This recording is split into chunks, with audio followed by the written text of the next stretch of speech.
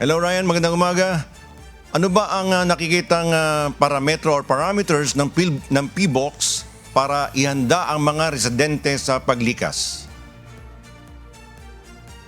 Yes, Bert, magandang umaga. Patuloy nga ang nakikitang pagtaas ng mga parametro ng Philippine Institute of Volcanology and Seismology o PHIVOLCS, kagaya na lamang ng patuloy na pagbaba nitong pyroclastic density current o uson dito sa Bulkang Mayon. Nakikitaan din ng pamamaga ang dalisdis ng Bulkang Mayon na indikasyon ng pag-angat ng magma nito na pwedeng senyales ng mas malakas na pagsabog nito.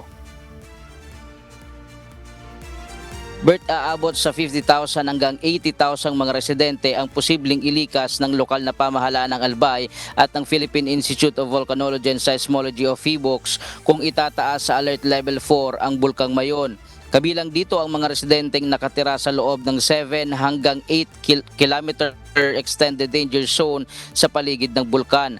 Ayon sa PHIVOLCS, patuloy ang pagtaas ng seismic energy ng Bulkang Mayon. Sa tala ng ahensya, 6 sa 16 na monitoring station ng Mayon Network ang nakapagtala ng mas mataas na real-time seismic energy. Simula kahapon, January 11, tuloy-tuloy din ang namamataang pamamaga ng dalisdis ng bulkan. Umabot na rin sa mas mababang bahagi ng Mayon ang inilalabas ng mainit na materials o pyroclastic density current.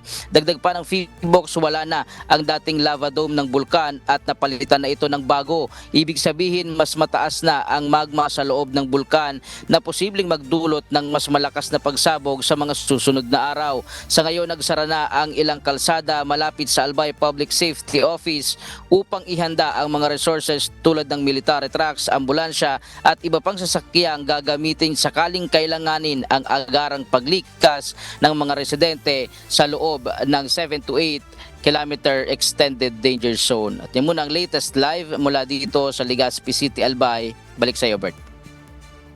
Yes, ingat kayo dyan, Ryan. Salamat. Ryan Salatandon mula dyan sa Legazpi City.